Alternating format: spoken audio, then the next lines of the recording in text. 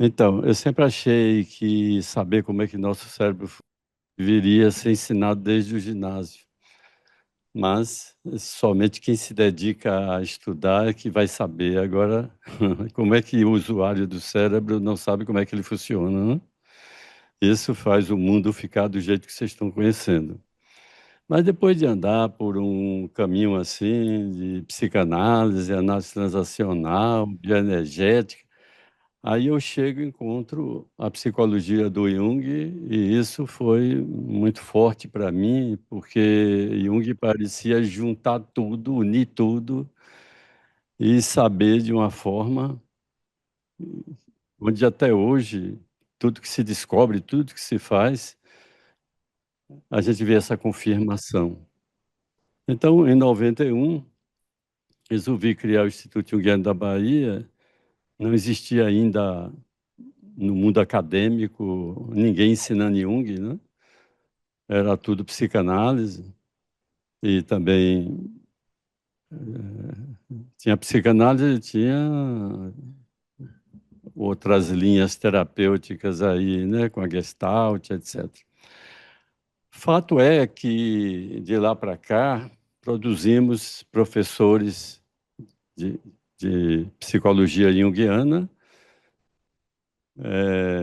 trouxemos professores de São Paulo, a ICEU, que está aqui presente, nos ouvindo. Ela veio de lá para morar aqui mesmo, né? Então, alguns professores a gente cativou a ponto de ficar morando.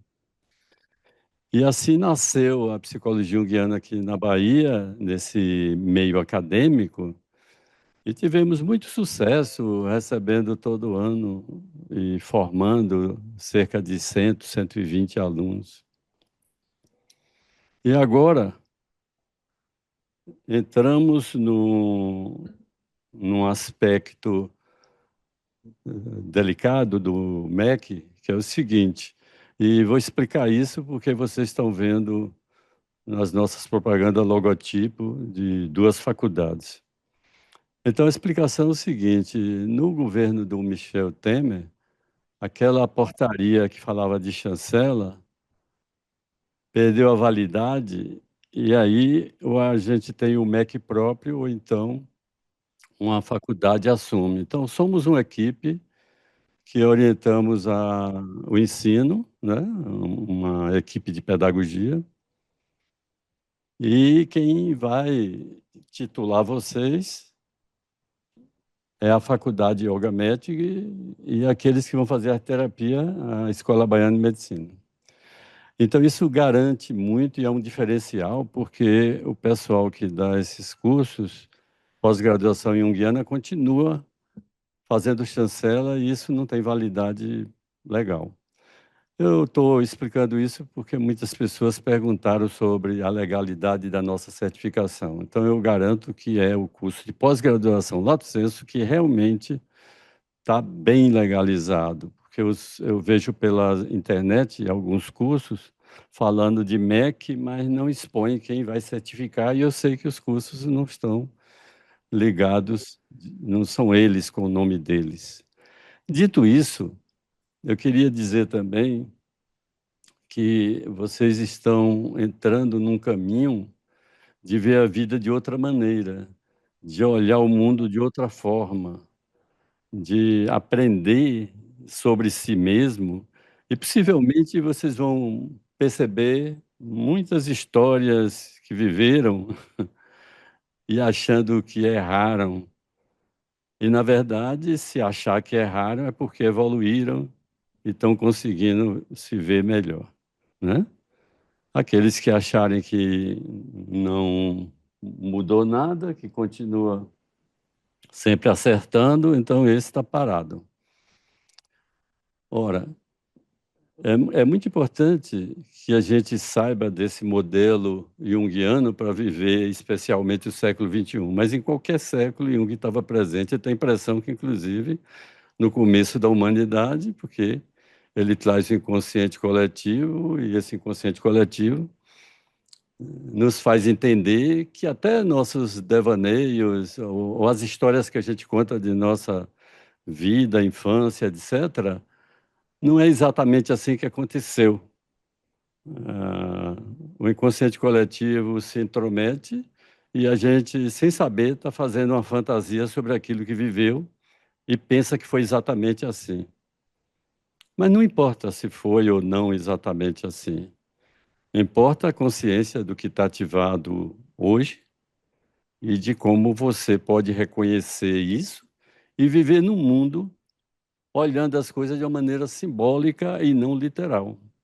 Eu não sei como é que as pessoas conseguem estar vendo tudo de uma forma literal, né?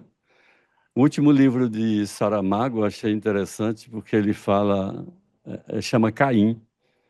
Aí ele chama a Bíblia o livro dos disparates. Mas não é porque ele acha que é disparates, é porque ele percebeu as pessoas que liam literalmente. E o que ele vai fazer é escrever usando a literatura, que é uma das formas onde se aprende muito, né?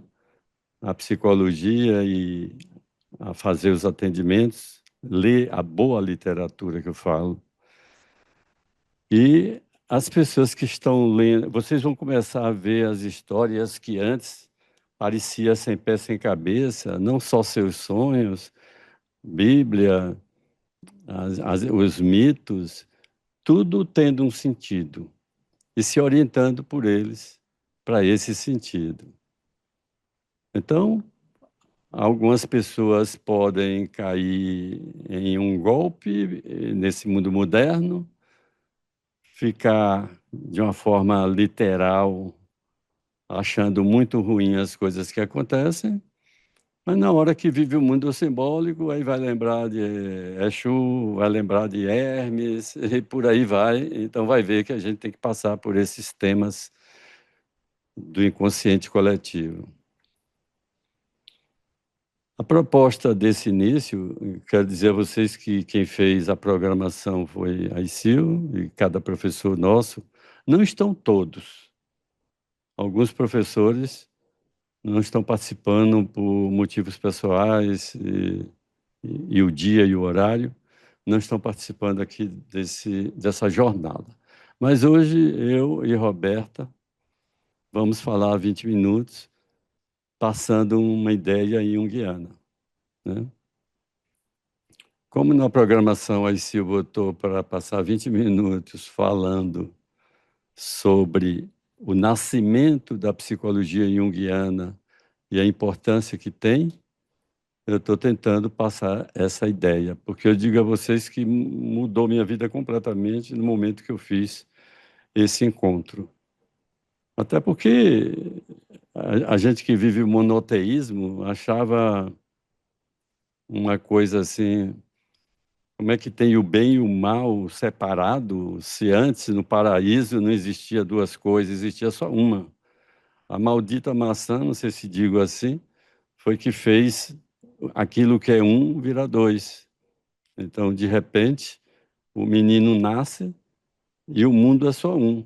Mas ele experimenta da maçã lá com 6 meses e passa a perceber que está saindo do paraíso porque existe ele e o mundo. E o mundo vai exigir dele.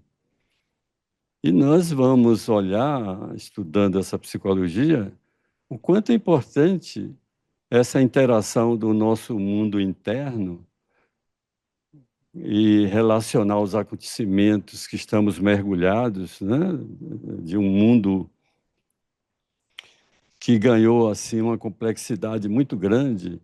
Ó, quantos 1000 anos tem que a humanidade está na Terra e que praticamente tinha machadinha ou coisa parecida. E, no entanto, a natureza estava lá, fazendo com que eles compreendessem as coisas. De repente, chega o primeiro carro, avião, e as coisas vão acelerando, e nós, uma boa parte das pessoas que estão na minha faixa etária, praticamente viu o mundo se acabar no ano 2000, como diz a profecia. E de 2000 para cá é um mundo completamente diferente, em todos os aspectos que eu posso observar. E é nesse mundo do século XXI que nós vamos falar hoje, porque uma das coisas mais importantes que tem é compreendermos o mundo que estamos mergulhados. Bom, eu fico olhando como seria importante que fosse uma palestra sobre o Irã, o Oriente Médio e toda essa coisa americana, né? Esses polos opostos aí, de uma forma simbólica, mas vocês vão aprender e vão certamente durante o curso analisar e ver isso. Nós tivemos um cuidado muito grande e por enquanto o pessoal que se matriculou no curso ainda não tem esse material de trazer um aplicativo que deixa o aluno muito a par de tudo quanto é coisa acadêmica, seja aviso, frequência, nota, acontecimentos diversos, e um ambiente de aprendizagem onde o aluno e o professor, de alguma maneira, vão interagir. Aí esse tipo de ensino é chamado assíncrono. Por que assíncrono? Porque a dúvida que vocês têm sobre uma palestra, etc., não é respondida na mesma hora, é respondida depois. Mas todo mês temos o encontro telepresencial. Esse sim é síncrono. Nós vamos ter uma interação direta, como está acontecendo aqui agora, uma relação síncrona. As perguntas vai ter o momento de serem feitas e nós vamos responder. E no assíncrono a gente responde, mas não imediatamente.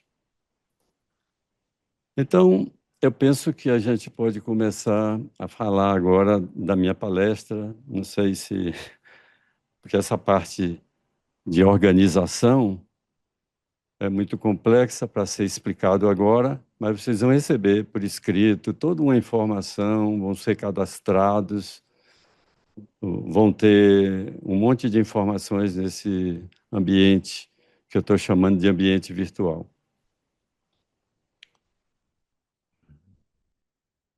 Tudo bem, assim, você que coordena. Tudo bem, Carlos. Eu só acho que é importante dizer para quem está chegando agora aqui no JBA pela primeira vez, você não se apresentou.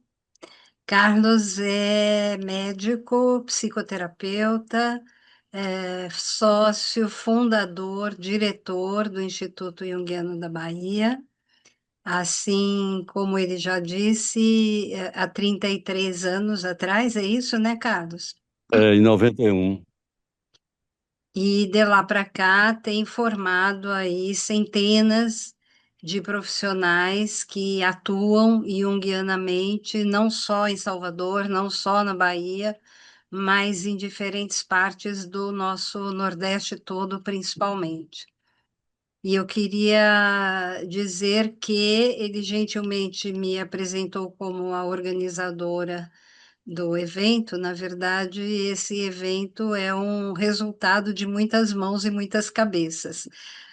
Os professores, todos ou quase todos, colaboraram muito, e os temas das palestras foram sugeridos por eles próprios. Eu só fui ajeitando aí a distribuição no tempo e no espaço.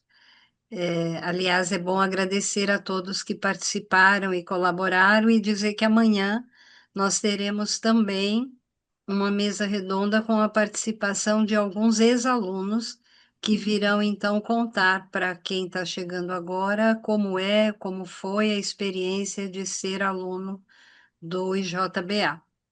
Acho que é isso, Carlos. Ah, e estão É, perguntando por aqui se essa gravação será disponibilizada, Carlos. sim, será disponibilizada. É, a ICIL foi sequestrada em São Paulo por mim porque eu estava procurando quem era a maior autoridade em jogo de areia. Me encantava muito. Acho que a minha infância precisou disso, né? Então, à medida que eu procurava um profissional, procurava outro, cheguei na pessoa que verdadeiramente no Brasil representa o jogo de areia E isso foi uma honra para o Instituto Jungiano tê-la como professora aqui, né? E vocês vão certamente aprender muito sobre isso. E vão aprender a viver a vida simbólica, que é o mais importante. E vão ver o quanto é diferente a gente estar ouvindo as coisas de uma forma literal. Aquela pessoa está falando algo e você está ouvindo uma outra coisa por trás daquilo, né? Então, o que é ficção, o que está falando ou o que é subtexto ou subnarrativa, né?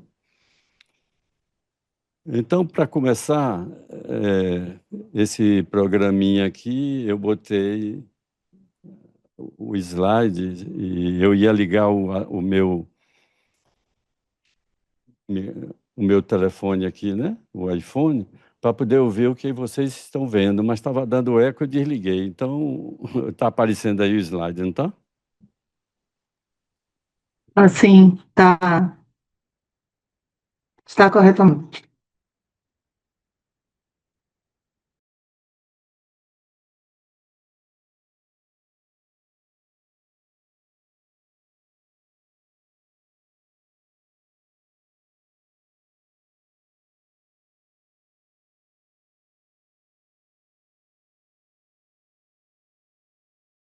O O microfone está microfone fechado, está Carlos. fechado. Será que é porque eu fui falar da esposa? Deve ter sido, né? Então, ela também, eu não sei se casou comigo ou com Jung, mas isso deixa para lá. Aí ela se interessou em fazer doutorado, seguir essa linha e etc. Está aí. Vai dar palestra também a vocês. O nome da palestra foi até eu que passei baixio, né? A vida psíquica em tempos de excesso, o que Jung pode nos ensinar. E cada um foi levantando um tema e eu peguei esse tema, a psique e a máquina, e Jung e os efeitos do mundo acelerado na nossa vida interior. E por que eu peguei esse tema? Atualmente, eu vejo uma verdadeira confusão das pessoas falando da inteligência artificial e está parecendo que as máquinas vão vencer os humanos ou que os humanos vão ainda vencer as máquinas. E muitos não estão olhando como a inteligência artificial um instrumento. Aí eu digo, bom, é bom a gente falar sobre isso e dar uma noção para vocês da importância que essas coisas todas têm, mas o quanto todo o processo cultural influencia nas nossas vidas, na nossa vida interior, tá? Então, uma ideia que quero passar logo é essa. Esse gesto é um gesto que eu vejo muita gente fazer, que logo que acorda está ali com aquele celular na mão. Parece que o sol que essa pessoa vê é logo a luz do celular, né? E nesse celular, tantas informações, o que é que está acontecendo com a nossa vida interior nesses tempos que a gente está chamando de tempo de excesso, porque a quantidade de informação que se vê a toda hora, a todo momento. Eu vejo muita gente falando, mas eu adoro pegar no livro, etc. Mas de repente, nos grupos, aparecem os livros digitais numa quantidade absurda e ninguém tem tempo para dar conta de tudo. Então, a gente tem que ter também uma boa orientação nessa ideia do livro que deve ser lido e etc. A obra de Jung, eu indico, na disciplina Fundamentos da Psicologia Analítica e daí por diante, os capítulos. Porque a obra de Jung a gente vai colocando, não é pela sequência de um, dois, três, e sim pelo tipo de assunto, né? Agora, me encabulou muito o que é que esse médico da alma, né, que viveu num outro século, pode nos ensinar nesse encontro tão estranho entre a psique e a máquina. E vocês vão ver que ensina muito. Parece que ele tinha celular, que viveu essa vida, enfim. é uma coisa que impressiona. Eu acho que eu que já tenho muitos quilômetros rodados na idade aí, né? Mas ainda estou dentro do prazo de vencimento. Então, nós vivemos talvez como nunca, né? Mergulhado num mundo assim que pede resposta imediata, desempenho contínuo, presença constante e os aparelhos que carregamos nos bolsos parecem uma espécie de prolongamento da nossa própria pele. E a máquina já não está apenas lá fora, né? Na fábrica, no trem, na tela. Ela começou a habitar a nossa inspiração, o nosso tempo, os nossos sonhos dentro de nós. E aí é que vem a grande questão. Antes de você encontrar com você mesmo, você já encontra nesse celular aí, ó, umas 40 notificações. Já pensou esse ritual de início do dia e de boa parte da humanidade hoje acorda dessa forma, olhando já as informações que tem. E são muitas, principalmente esses programas da rede social e o famoso WhatsApp. Então, o primeiro sol, me parece que nos toca o rosto, o primeiro sol é a tela do celular, a impressão que eu tenho. E a nossa alma, onde é que fica? Que é uma palestra que a Roberta vai fazer depois de mim. Mas não tem como eu não falar da alma, né? Se eu estou falando da psique e das máquinas, né? Talvez ainda estivesse conversando com algum sonho ou alguma coisa, quando de repente acordou e já veio o celular, um mundo totalmente diferente. E aí a gente não tendo aquele tempo de observação do sonho ou da vida em si, vocês vão aprender quanto importante é ter esse tempo. Né? Eu estava pensando aqui, as ideias simbólicas, o esforço que a gente tem que fazer. Por exemplo, quando os alquimistas faziam o trabalho deles, o labor, então eles criavam muitos rituais, muitos símbolos, via a vida de uma forma simbólica e tinha seu oratório para viver o ritual. E é dessa junção que ficou a palavra laboratório. Hoje eu olho para um laboratório, só tem máquina, né? Não tem oratório, não tem esse momento do ritual. As máquinas anularam isso, né? Então, falando disso do celular, talvez o primeiro passo seja olhar sem pressa para o tipo de mundo que nossa psique está sendo chamada para viver. E daí a ideia desse tipo de palestra. Hoje, eu estive vendo uma estatística que nós consumimos mais informação em um dia do que uma pessoa do século XVIII consumia em toda a vida dele. Fica com vocês saber se isso é bom ou ruim. Eu sei que a overdose pode matar, mas a overdose pode atrapalhar viver a vida com mais qualidade, né? Agora, não se trata de criticar que não devia ser assim. A gente deve se adaptar ao que se impõe em nossas vidas, criando ali o modo de viver de acordo com aquela maneira que estamos imersos. Então, como é que as máquinas que nasceu para nos poupar esforço parece ter inventado novas formas de cansaço? Porque toda hora é uma informação. A máquina não é apenas uma tecnologia externa, isso que aí precisa ficar bem claro. A máquina é uma maneira da gente ver o que nós internalizamos. É uma tecnologia externa, mas é uma mentalidade que internalizamos.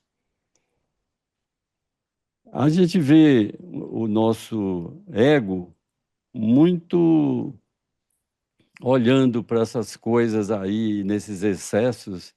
Não sei como muita gente dá conta de ficar o dia todo com isso aí e não ver o tempo passar e talvez não perceber nem o crescimento dos próprios filhos ou perceber, porque eu recebo muitos clientes na relação casal que tem essa queixa do marido viver muito com a maquininha ou então a esposa, enfim, perdendo grande tempo da vida com esse tipo de relação isolada, é uma relação que o outro não entra, né? Porque se a gente for olhar esse aspecto daqui, que esse camarada, esse filósofo, ele é coreano, e um cara assim muito bom, o Jung, e ele chamou Sociedade do Cansaço, e isso pegou. Todo mundo fala da sociedade do cansaço, essa sociedade que nós vivemos. Vocês estão vendo aí um rapaz com os olhos olhando para o mundo, para o nada. De vez em quando eu recebo no consultório uma pessoa dizer: eu não sei se minha esposa ou meu esposo está doente, porque às vezes eu pego ele olhando para o nada.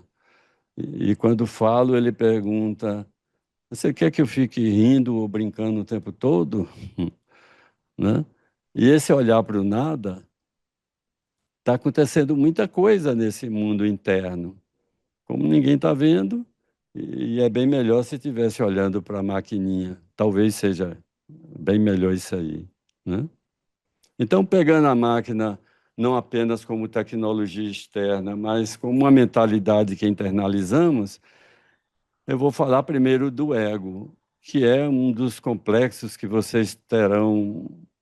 Quem não está dominando ainda vai começar a aprender bastante no curso, porque é a maneira que a gente vive para produzir, mas mimetizamos com o computador. Eu não sei se eu estou a poucos centímetros de vocês ou a quilômetros, né? Então, nós estamos buscando eficiência, processamento rápido, evitar erro, e nosso ego está nessa corrida.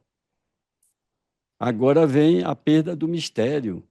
E aí é que eu vejo Jung formidável. Ele prevenia, ele dizia, ele alertava sobre o desencantamento do mundo. Vocês sabem o mundo infantil, quanto é encantado, né? Tinha um filme da minha época chamado Meu Pé de Laranja Lima, que o menino nem sabia que os pais estavam vivendo na miséria e transformava o quintal dele na Europa, conversava com uma árvore, o mesmo que Jung também fez, né? Conversar com a árvore. E esse encantamento não é só na infância. Nós deveríamos ou devemos buscar o encantamento que encante a alma, né? E aí Jung falava, ele alertava sobre esse desencantamento do mundo quando tudo é processado e acelerado. E se tudo é processado e acelerado, qual é o espaço que fica para a alma? Se ela precisa dos símbolos. Não há espaço para o símbolo, porque o símbolo exige lentidão, exige maturação, exige reflexão.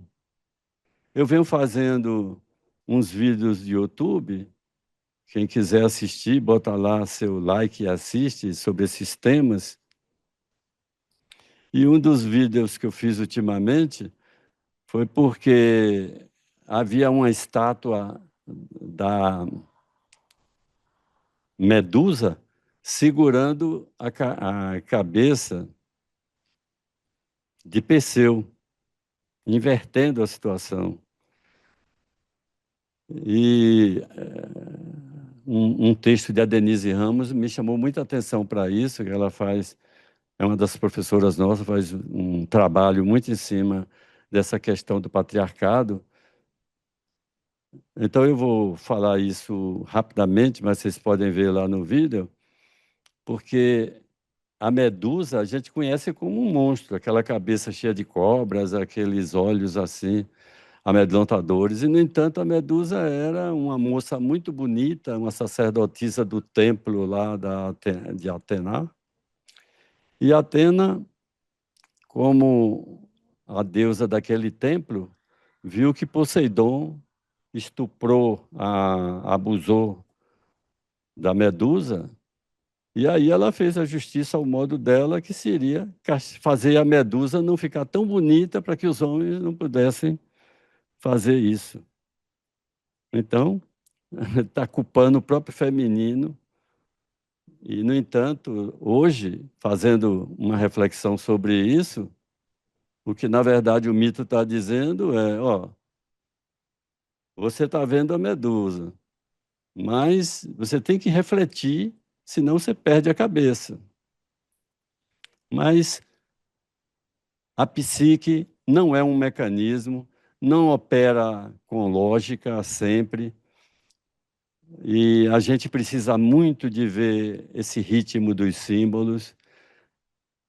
Eu estou chamando a sociedade do cansaço, mas não é um cansaço físico, é um cansaço de quem nunca desligou, que está o tempo todo nas redes, está o tempo todo buscando conhecimento, e a quantidade de conhecimento é muito grande, né? E a pessoa fica entusiasmada com tudo isso e termina não prestando atenção ao mais importante, que é saber o que é que minha alma está pedindo, né? Então, o que é que está existindo por dentro das pessoas nessa sociedade do cansaço? Um vazio. O nosso Jung é esse camarada aqui, né?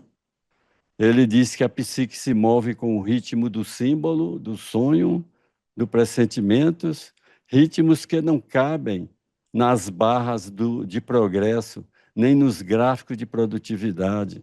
O cara diz isso lá no século XX. É um psiquiatra, pensador, né? Ele nunca usou um smartphone. Como é que sabia disso?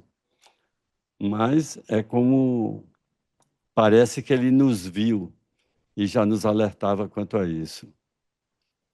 Porque quando o ser humano, quando nós vivemos só voltado para fora, algo adoece dentro. Algo muito essencial vai adoecer por dentro. Porque estamos vivendo aquela frase que ele diz: quem olha para fora dorme, ou acorda, e quem olha para dentro.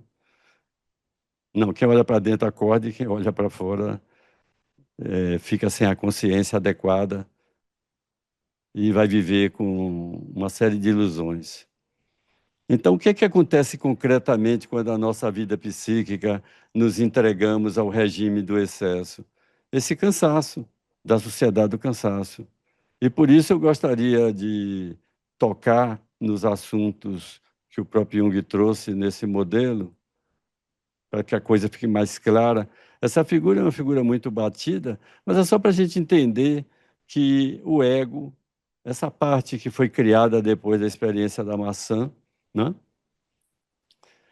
É uma parte pequena, e toda essa imensidão que esse ego precisa fazer uma relação é a nossa grande questão. E essa alma, quando ela está se sentindo sem a relação com o nosso ego, ela só tem tem uma maneira de nos comunicar que é através do sintoma. É uma espécie de grito da alma. É um grito da alma como se fosse aquele cansaço, aquela ansiedade. Não são falhas do sistema, mas é a alma tentando puxar o freio de arrumação, dizendo assim: olha para teu mundo interior, vê o que é que tua alma está pedindo.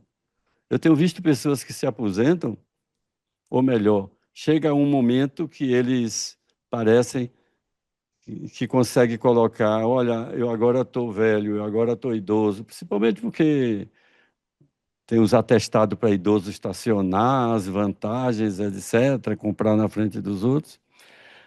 Mas aí tem aquela questão, o indivíduo identificado com uma profissão, com um trabalho, de repente, não olhando para a alma, ele não vai lembrar de fazer um ritual de passagem para ver o que é que a alma dele pede, que não é simplesmente parar de trabalhar, não é aposentado, é saber fazer com que o encantamento da vida continue a viver e não fazer como a música de Raul Seixas, ficar.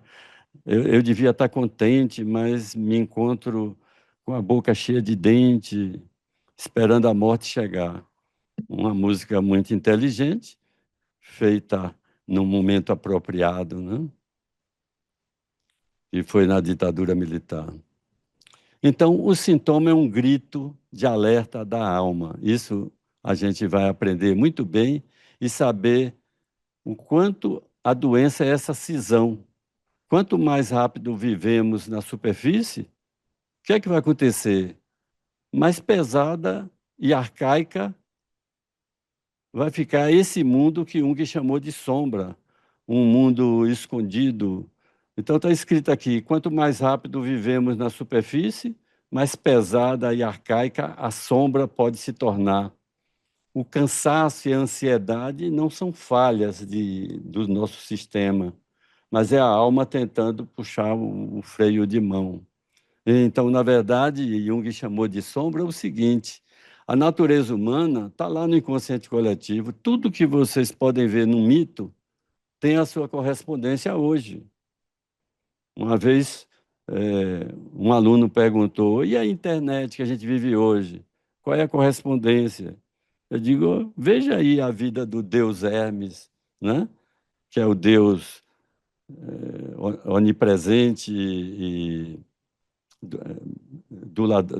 é o Deus da medicina, dos ladrões, de tudo que vocês podem ver nesse processo da internet ou desse tipo de comunicação. E tem um vídeo que eu vou fazer, porque muita gente fica se queixando de cair no golpe e fica parecendo aos parentes que foi por burrice. Não foi. Tem muitos golpes mais inteligentes do que você. E aí a gente precisa compreender determinados arquétipos, como o do Trickster, mas eu vou mais adiante mostrar esse arquétipo para vocês entenderem melhor essa questão dos golpes, né? Então vamos entender a sombra da seguinte maneira: a natureza humana está mandando para seu ego receber tudo que é dela, mas seu ego pode ser que não certamente não vai aceitar tudo, porque está dentro de uma cultura, uma educação da família, uma educação do mundo que está vivendo, da cultura que está vivendo, e vai colocando determinadas coisas que não lhe deixa como uma boa persona perante a maneira de ser visto perante as pessoas. Então, isso aqui não é bom, eu vou esconder. Isso aqui não é bom, vai ficando em algum lugar que não parece ser meu, e certamente isso vai aparecer projetado de algum jeito e vai me incomodar. E aí, se algo no mundo externo me incomoda, eu devo parar, fazer um ritual para entender o que no meu mundo interno está acontecendo. E para isso eu tenho que dar valor aos sonhos, eu tenho que dar valor a toda uma vida simbólica que nós precisamos viver. Acredito que tenha pessoas que vão aprender a acordar de manhã, em vez de olhar o celular, quem estiver fazendo esse curso, vai pegar um bocado de miniatura e colocar dentro de casa uma caixa de areia e ficar depois analisando por que eu botei essa imagem aqui, aquela outra ali, né? Agora, uma coisa que eu vou falar mais adiante, mas o pior que pode acontecer é a confusão que se faz com inteligência artificial. E vocês sabem que tanto na medicina como na psicologia tem um programa mesmo que diz assim: você quer fazer terapia com Jung, com Freud, com Lacan, coloca o nome de todo mundo e cada um é um programa e fica parecendo que funciona. Mas eu vou falar da inteligência artificial quando falar do arquétipo do trickster, né?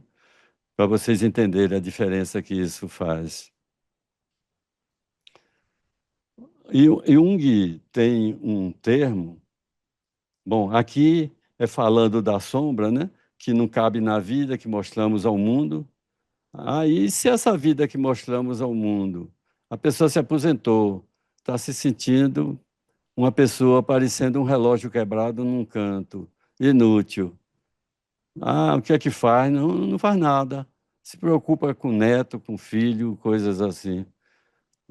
E, no entanto, não sabe por que essa tristeza, por que esse vazio, por que esse medo, por que essa raiva, por que esse desejo de parar, por que existe a finitude, mas, ao mesmo tempo, tem o medo da morte, não sabe o que é a vida da espiritualidade, que também é uma vida simbólica, né?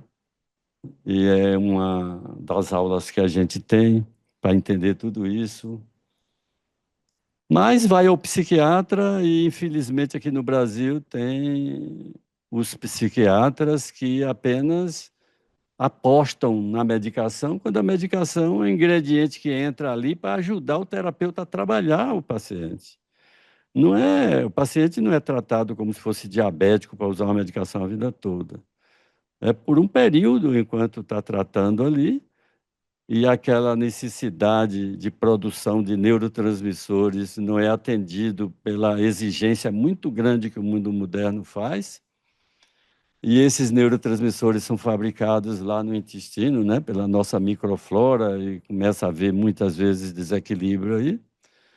E esses remédios são remédios que o primeiro que apareceu foi o Prozac, né? Daí a geração Prozac. São remédios que fazem com que você economize os neurotransmissores, porque não temos reservatório de neurotransmissor no cérebro e precisamos dele para a sopa química do cérebro funcionar. Mas passar uma medicação e o indivíduo não experimentar maçã, eu sei que experimentar maçã é como a própria Bíblia diz, você vai ralar, você vai comer com o suor do seu rosto. A vida não vai ser fácil, mas vai ter coisa que você vai gostar da vida. Porque você não pode gostar da vida se não tiver uma coisa que faça não gostar. Porque tudo é uma coisa só, como o mito de Adão e Eva. Mas a consciência escolhe uma delas e enterra a outra. E a gente precisa trazer as duas para a nossa consciência. Então, o indivíduo quer ser competente e bota a incompetência na sombra. Quando a incompetência aparece, entra em desespero, como se não pudesse juntar as duas e poder transitar facilmente, não e se identificando com uma polaridade, porque o maior pecado que a humanidade comete hoje é a unilateralidade.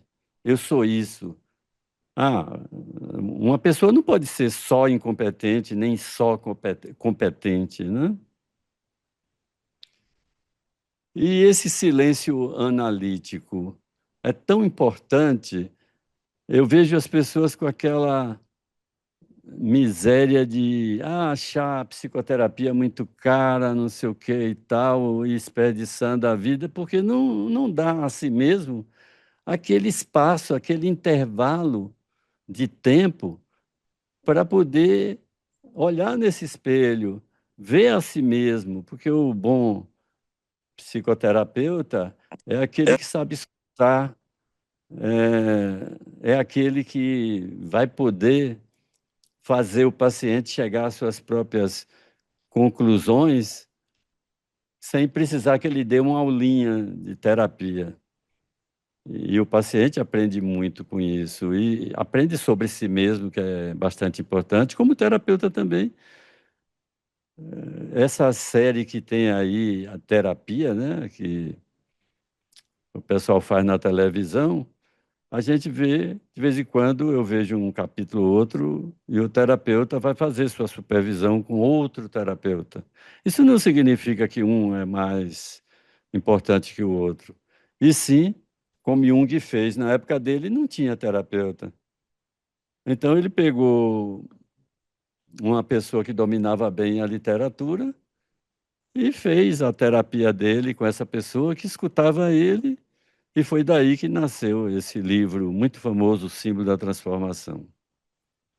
Então, Jung nos ensina que o inconsciente não tem pressa, ele opera em tempo geológico, esse tempo da Terra. Não é no tempo digital. Isso aí é importante que todo mundo que está vivendo nesse tempo digital pudesse aprender sobre isso, como viver o tempo geológico.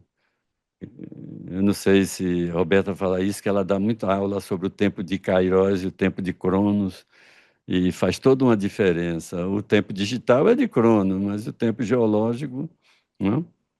Esse tempo de Kairos. A persona, quando Jung falava, esse modo da pessoa criar uma ideia, uma fantasia sobre como pode ser amado, adorado, valorizado, então precisando ter uma persona, eu quero ser visto dessa forma, né? E quando adoecemos por dentro, é porque algo precisa ser ouvido. E Jung tinha uma frase que eu gosto muito, que ele dizia assim: tudo aquilo que você não se torna consciente vai aparecer em sua vida como destino.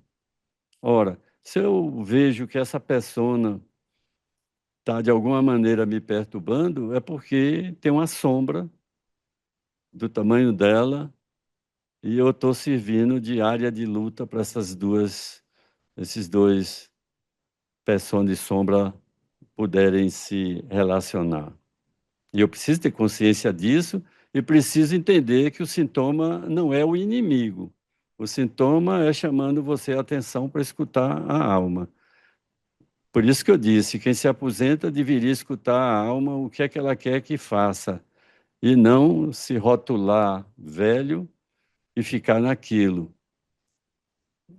Inclusive, esse mundo digital fizeram a classificação dos imigrantes e daqueles que são nativos. E tem pessoas que têm muita dificuldade com a internet, mas têm dificuldade por um preconceito, porque se começasse a mexer, certamente saberia como mexer. Já houve pessoas que me perguntou praticamente assim: como é que uma pessoa idosa como você mexe tanto com a internet? Eu digo, bom, eu não sou especialista nisso, mas tem nada a ver com a idade. Eu vou mexendo por tentativa e erro e vou acertando. Simplesmente, eu acho que quem não quer mexer com a internet, não quer mexer com o mundo moderno, aí teria que procurar uma casa que faça a eutanásia, porque não tem como viver o mundo moderno de outra maneira, né? Então, aí é que é a tensão central, a máquina operando nessa velocidade, nessa eficiência, nessa atualização constante, e a gente sem conseguir simbolizar. Precisamos simbolizar, sim. Não vamos deixar a máquina ditar o ritmo da nossa vida interior, senão a psique vai pagar um preço muito alto, né? Eu acho interessante que quando eu entro num elevador, orando, porque no meu tempo eu entrava no elevador, é o pessoal com a cara para cima, ou dizendo que vai chover, ou perguntando sobre alguma coisa aí política qualquer, ou então todo mundo calado, né, sem saber o que dizer um para o outro. Mas hoje não, né? Porque o silêncio virou desconforto. A minha sala de espera tinha televisão, tinha tudo, eu tirei tudo, tudo, tudo. Porque todo mundo leva seu celular e fica com ele. Então, para que a televisão vai até atrapalhar o cidadão, né? Porque o silêncio virou desconforto e dentro do elevador o indivíduo não consegue ir até o andar dele. E eu moro no 19º, mas eu venho no meu silêncio mesmo, né? Aprendi a sentir o silêncio como confortável. Porque se vocês parassem aí um minuto para poder ficar em silêncio dentro de si mesmo, não ouvindo nada e só olhando para si mesmo, vocês iam fazer uma boa experiência. E aí o que vai acontecer é que o silêncio sendo desconfortável, as pessoas apelam para o celular, e aí esse silêncio que a psique respira deixa de existir e passa a encher de coisas e de informações, como nós já falamos, né? Agora, as máquinas, gente, elas não vão compreender o contexto social, cultural ou emocional que envolve todas aquelas informações. Essa parte daqui, eu já falei, né? A psique pedindo atenção, aí foi uma maneira de mostrar como é que fica essa persona, né? Rachada, fragmentada, cheio de limitações.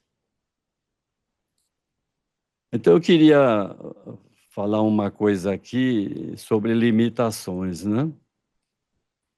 Sobre essa questão do processamento de dados, porque está havendo diagnóstico médicos.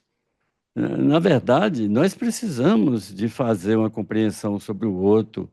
O diagnóstico médico é muito importante, né? A gente precisa fazer análise financeira, avaliar de que modo está vivendo, onde é que está desperdiçando, né? Tudo isso as máquinas ajudam e vale a pena, e são úteis. Mas a psique humana não apenas processa informações, mas vai atribuir significado e valor. Então, nós interpretamos o mundo através de nossas experiências, opiniões, valores e emoções.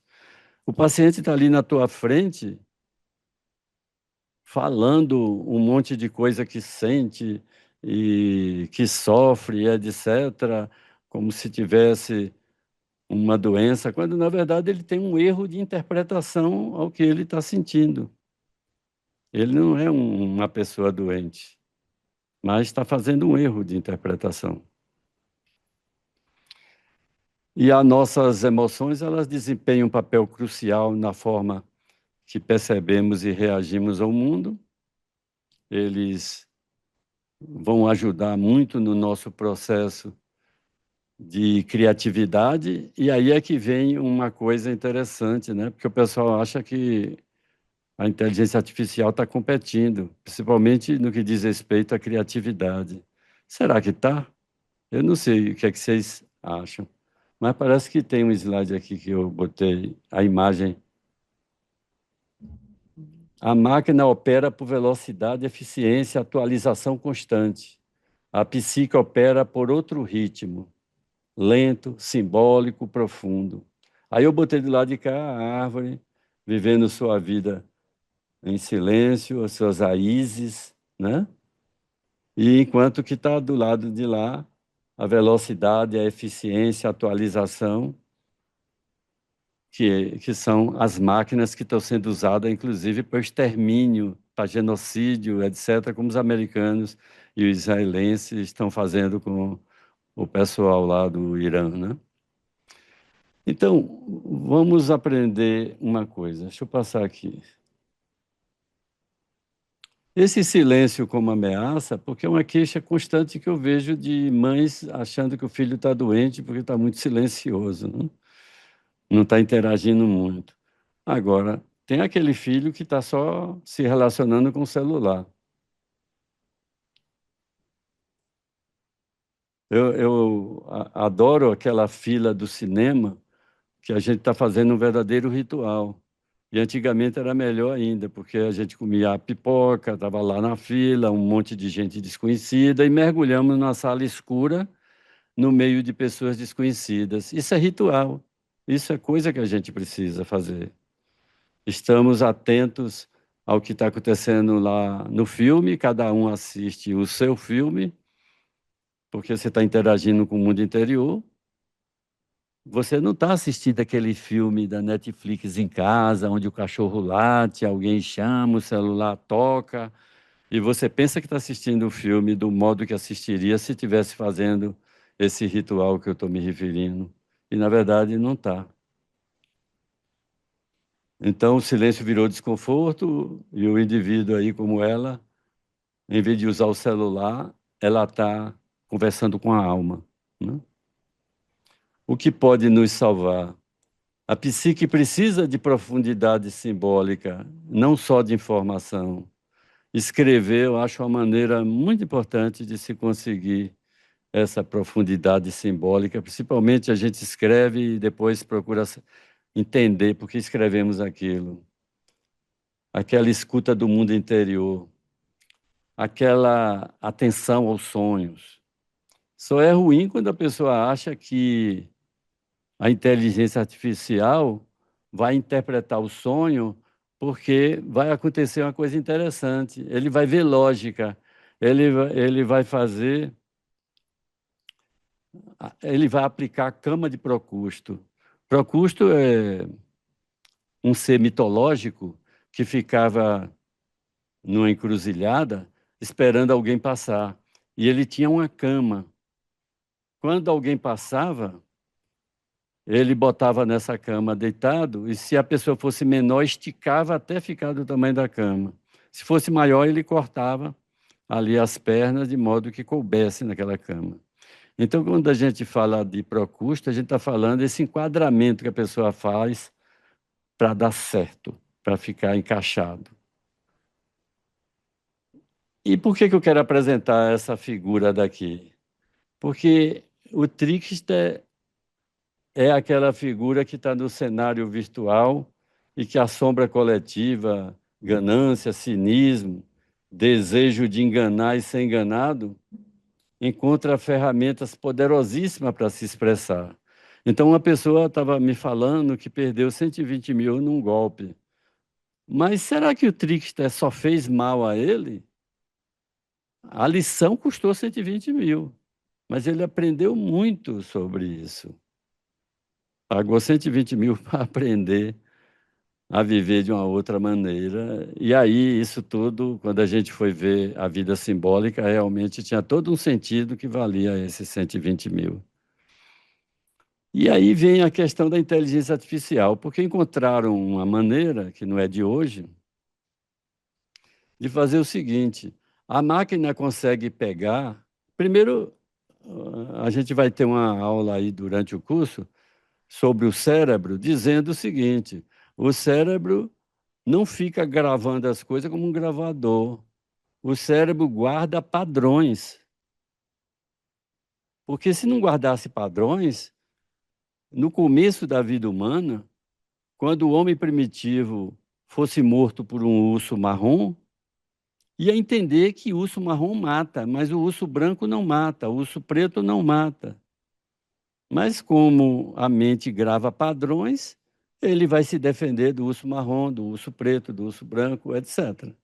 E por guardar em padrões, quando você conta a sua história, você, na verdade, está pegando muitos padrões análogos e fazendo como a máquina faz com a inteligência artificial. Tudo que se parece vai se fundindo ali e termina virando um raciocínio que, como instrumento, foi a melhor coisa que inventaram, porque ele vai tirar você de uma situação que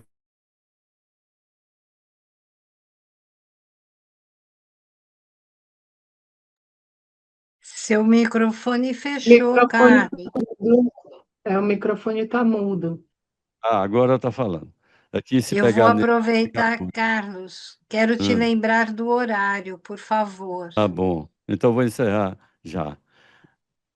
Então, o toró de ideias, né? A tempestade de ideias. Essa tempestade de ideias é mais ou menos o que o programa de inteligência artificial vai fazer. Ele vai pegar tudo que está próximo e tudo que existe no mundo e tudo que você está fazendo e vai aproximando aquilo que tem semelhança de uma coisa com a outra. E é um perigo muito grande você se basear para fazer o diagnóstico. Uma coisa é usar a inteligência artificial para arrumar o que naquele paciente tem se repetido, o que naquele paciente tem feito, tem tido um significado muito importante e fazer uma arrumação. E outra coisa é você raciocinar por ela, ou como se ela fosse a sua cabeça fazendo o diagnóstico. Então, eu estou ultrapassando o horário, e agora já são 20h30 e deixei um beco estreito para a Roberta.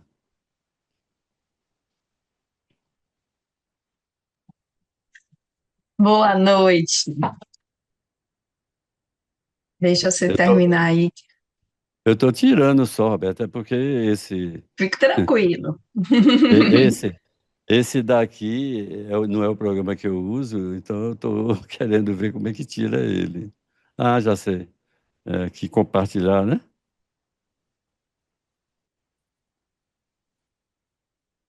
Ah, interrompeu o compartilhamento, pronto. Aí, se as perguntas para Carlos, você agora ou no final? Não, é no final. É. Final? Então, vou tentar aqui é, compartilhar aqui também o meu, para a gente poder começar.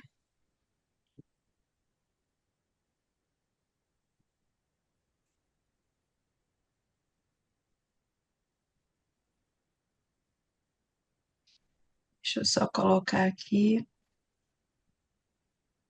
Ai, não foi, peraí. Ops, agora. Chegou? Pegou. Pegou. Vamos lá, gente, boa noite. Obrigada, Carlos, né, pela sua fala. Acho que um monte de coisa aí já foi falado por você. Vou tentar trazer aqui, complementar um pouquinho. Vou me apresentar. Eu sou Roberta Mascarenhas, eu sou psicóloga. é, Minha formação, né, em psicologia analítica junguiana pelo Instituto Junguiano. A Sil falou, amanhã tem uma mesa com os ex-alunos. Eu também sou ex-aluna, antiga, mas sou ex-aluna, né?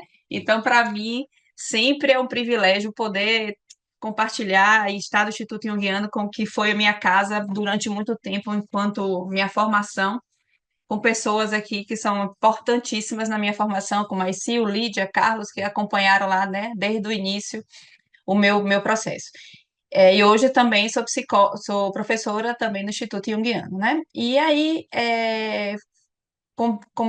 convidada aqui para falar com vocês um pouquinho sobre esse lugar que a gente está vivendo agora. Aí eu coloquei o meu título da minha palestra, pegando um pouquinho do Carlos Drummond de Andrade, Mundo, Mundo, Vasto Mundo, onde a alma se acolhe, né? Onde a alma se acolhe nesse mundo que está marcado hoje por tantas contradições, né?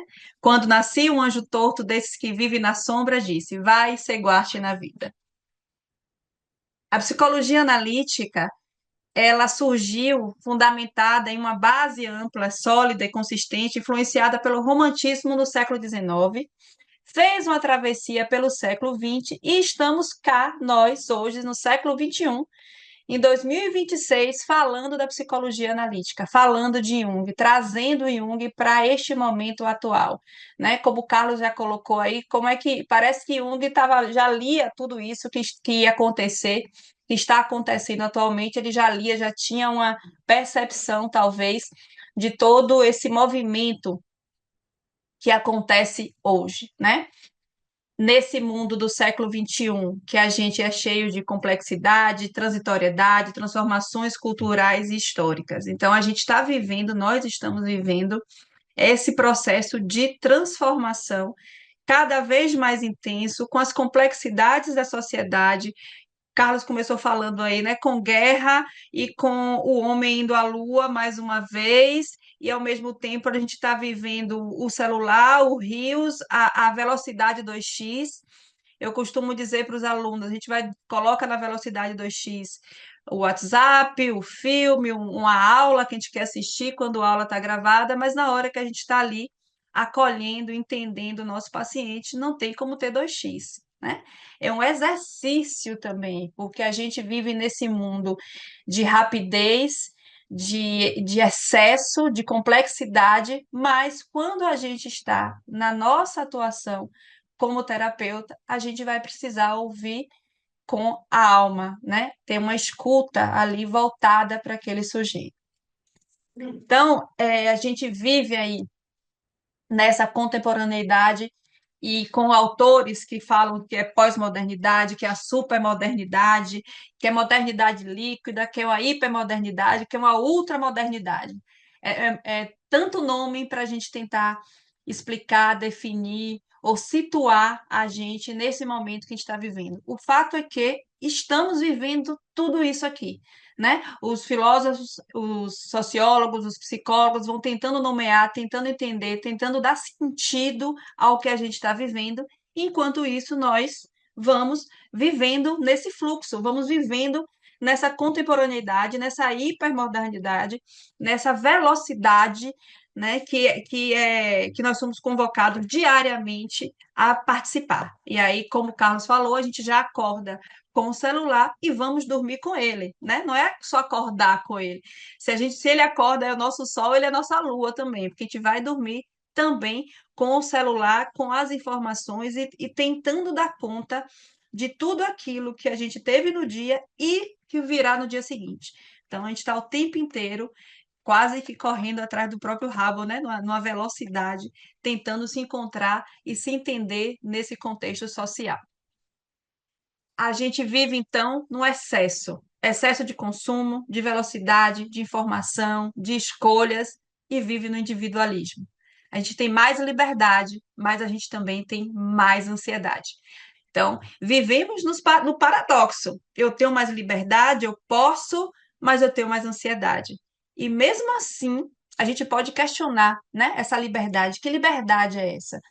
É uma liberdade genuína? É uma liberdade real? Ou é uma suposta liberdade que eu acho que eu tenho por estar tendo acesso às informações, por estar conectada, por estar voltada, né, para esse mundo exterior? Então, que liberdade é essa e qual o preço que eu estou pagando por essa liberdade? Qual o preço na minha saúde mental, na minha saúde física, que essa liberdade, ou suposta liberdade, está me proporcionando? Então, a gente vive nesse mundo de excesso. A gente está aqui, estamos conectados aqui, mas eu posso estar conectada e vocês também, e 200 mil coisas aí, porque eu posso estar aqui no computador, estar com o celular e a gente vai fazendo uma coisa e outra ao mesmo tempo, como se a gente quebrasse realmente a ideia de tempo e espaço. Então, assim, um corpo ocupa 2 ou 3 espaços no mesmo tempo, porque eu estou aqui, estou falando com vocês, mas eu posso me conectar a qualquer momento num celular e estar também em outro espaço. Então, a gente quebrou essa lógica tempo-espacial com o excesso de informação, com os smartphones, né? Com a velocidade que as coisas acontecem.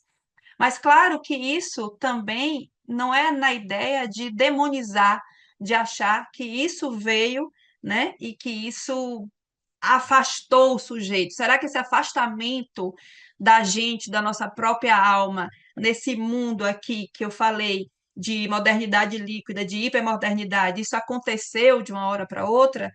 Onde que foi que nós fomos caminhando? Por que estamos caminhando? E quando começou esse caminho para essa comunicação e para esse excesso, para esse efêmero, para esse exagero, né? E essa necessidade, que às vezes eu penso como uma necessidade de dar conta de tudo, de saber o que está acontecendo no mundo. A gente entra na internet e todo mundo se torna especialista. Então, todo mundo é especialista de tudo, todo mundo sabe todos os assuntos, e se você se recusa ou não quer comentar ou não tem propriedade para comentar, você é visto como alguém que está por fora, que não sabe como você não é capaz de saber. E aí, cada vez mais as pessoas buscam saber de fora e vai esquecendo de dentro, vai esquecendo de si, vai esquecendo da alma, vai esquecendo ou se perdendo nas conexões externas e desconectando internamente.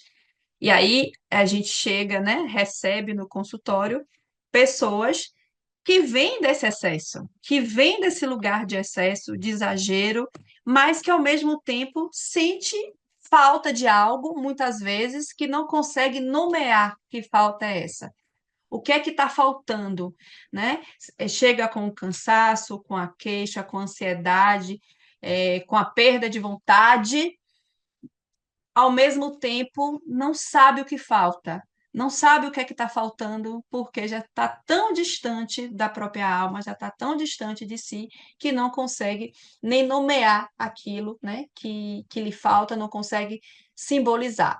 Aí entra a psicologia analítica também, né, que nesse processo da clínica a gente vai ajudar o nosso paciente a simbolizar, a conectar, a de novo resgatar aquilo que na verdade não foi perdido, mas que está ali quase que esquecido diante do que a cultura, do que a sociedade, do que se exige da gente no momento, né? A gente está aqui falando do Instituto, o Carlos começou a falar um pouquinho sobre o Instituto, a gente está aqui falando, né, para os alunos, futuros alunos, mas estamos também imersos nesse contexto, né? Porque eu estou falando disso não só de alguém que está observando o fenômeno, mas de alguém que está fazendo parte desse fenômeno. Quando eu digo e quando o Carlos diz que as pessoas acordam no celular, eu estou falando de mim também.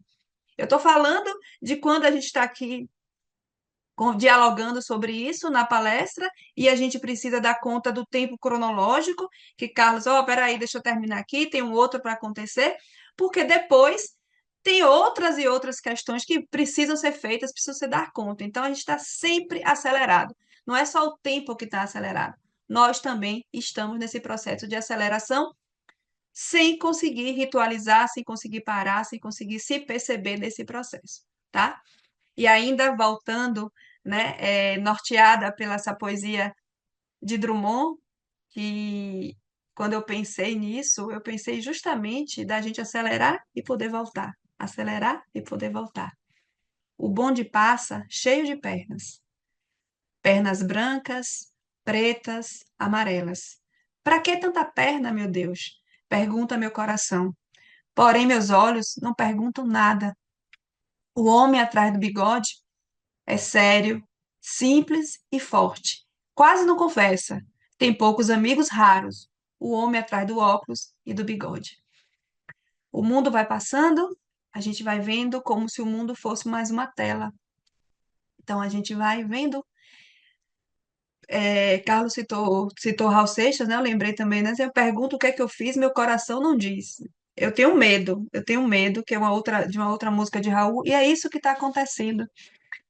A gente vai vendo as coisas passando, a gente vai vendo a vida passando, a gente vai vendo a aceleração do tempo, o coração, a alma nos convocando e a gente sem poder parar para olhar.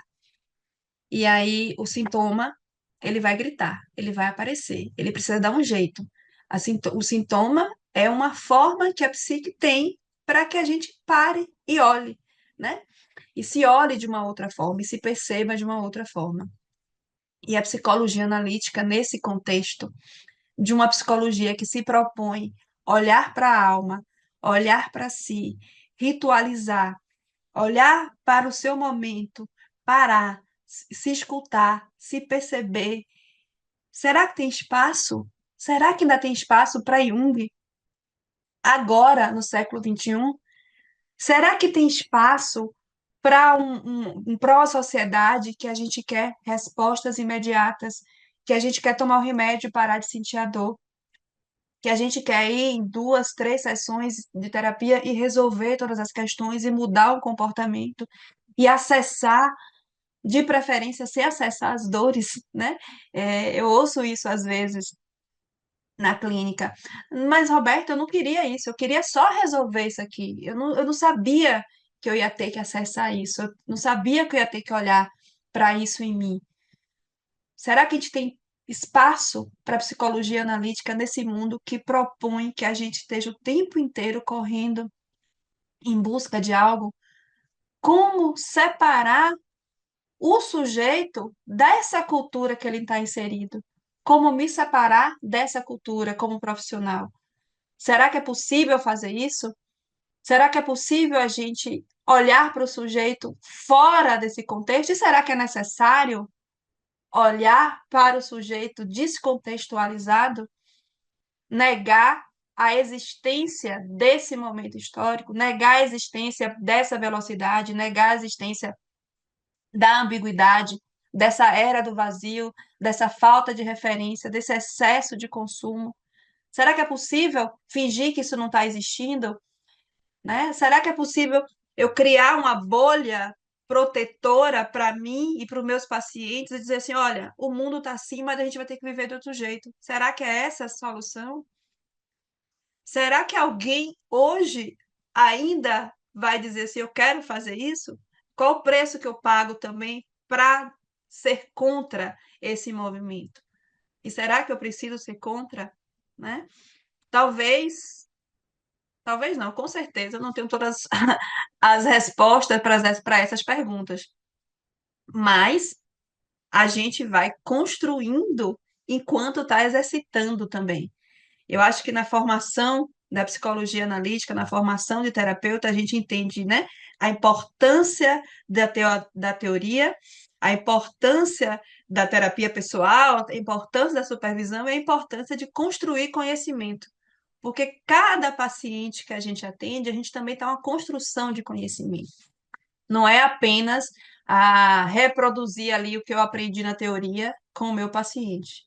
Porque eu vou precisar compreender aquele sujeito dentro dessa cultura e aquele sujeito dentro da sua própria história, que são indissociáveis. E como é que vai ter espaço, volto à pergunta, para a psicologia analítica, se a gente quer tudo rápido, se a gente quer tudo resolvido, se eu não quero sentir dor, se eu não quero acessar aquilo que me dói, eu quero me livrar da dor, mas eu não quero olhar para a dor. Como é que vai ter espaço? Será que vai ter?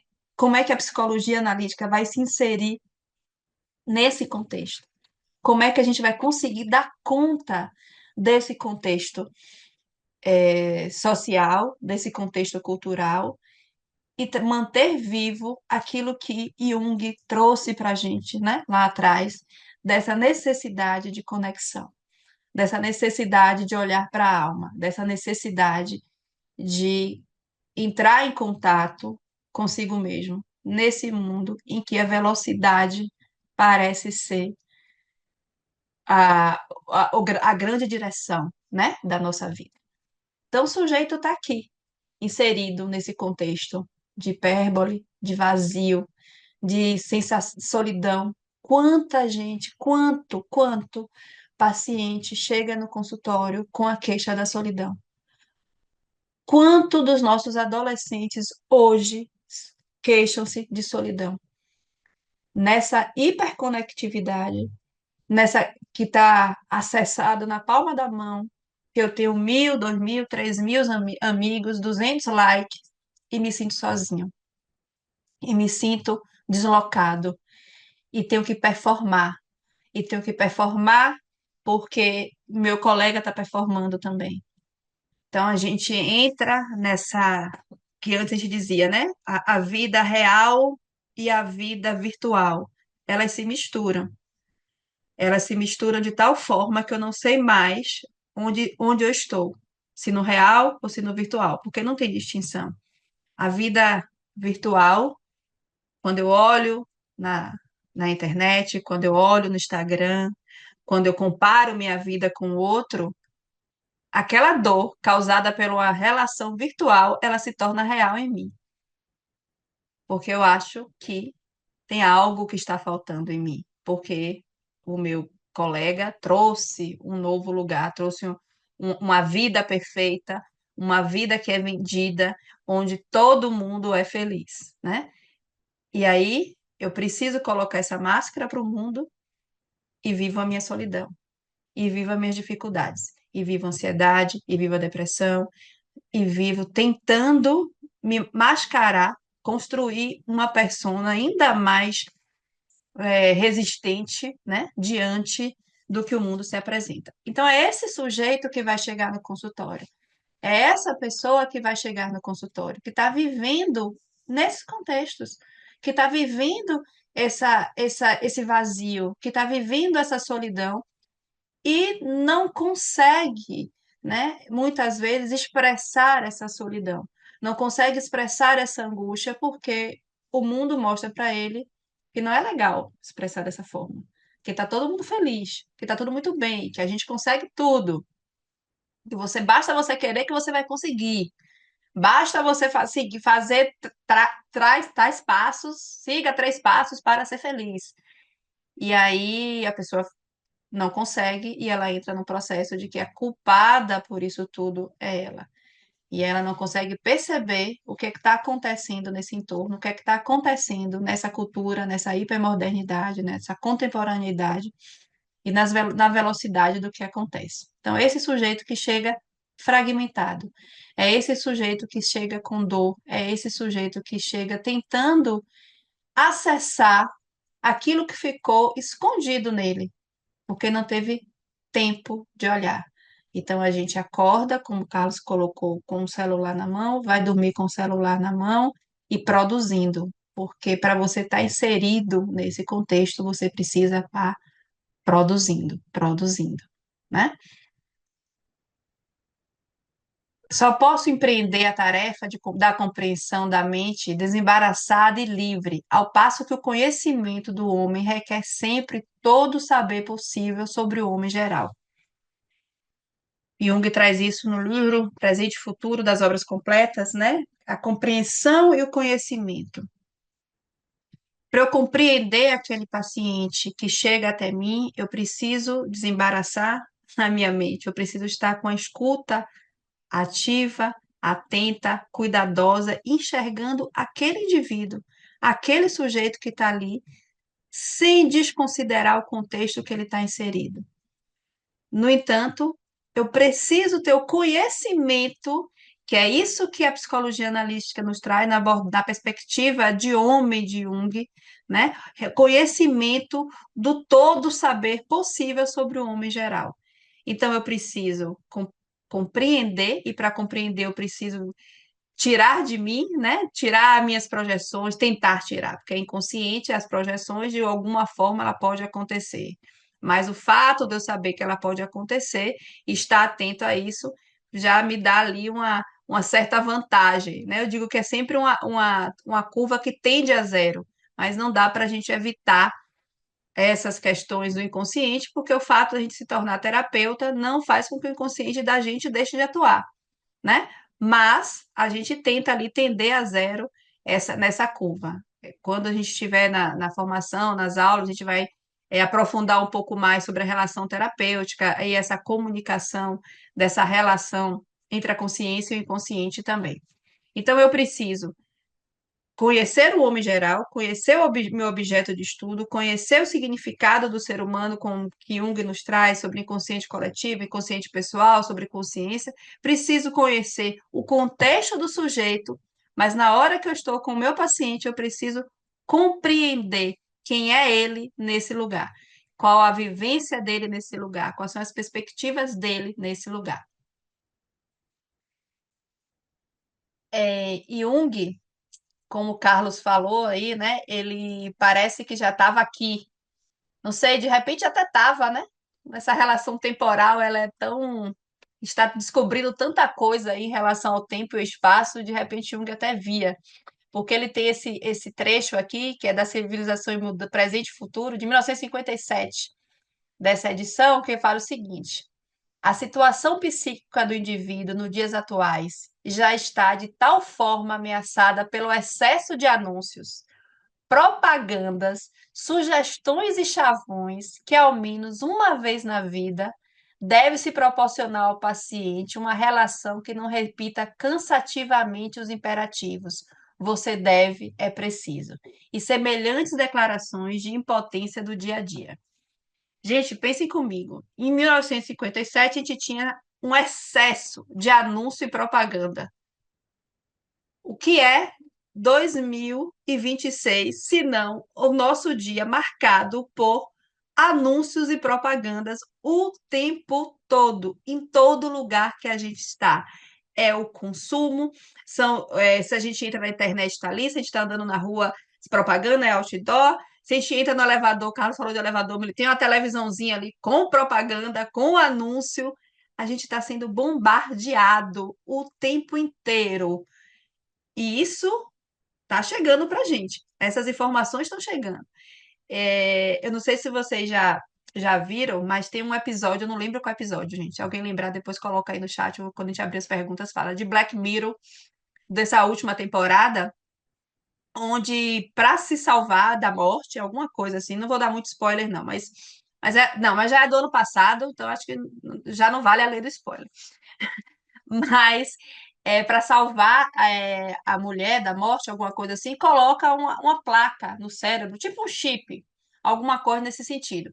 Só que esse chip funciona tipo com Wi-Fi, então ela tem um limite, né? Se ela ultrapassar determinado perímetro, ela pode morrer, né? Então tem ali e é um valor altíssimo. O casal faz de tudo para poder pagar aquilo ali para trazer a mulher de volta à vida. E assim faz. Só que o que acontece? Com o passar do tempo, aquele que era o chip que tinha assim, era o melhor do mercado, ele passa a ser, olha, para você agora conseguir estender um pouco mais, você vai ter que pagar tanto. Essa versão, ela só lhe permite chegar até tal lugar. Para ter outra versão, vai ter outro lugar. Aí depois vem, sabe o quê? Essa versão agora tem propaganda. E isso fica no cérebro da mulher. Então, assim, ela é o tempo inteiro bombardeada por aquilo. E ele com o chip controla. Então, na versão que ela pode pagar, ela tem que ter propaganda. Então, ela está dando aula para a criança, de repente aparece lá uma propaganda de cigarro. E aí ela fala porque a propaganda vem e ela fala sobre a propaganda no contexto de trabalho.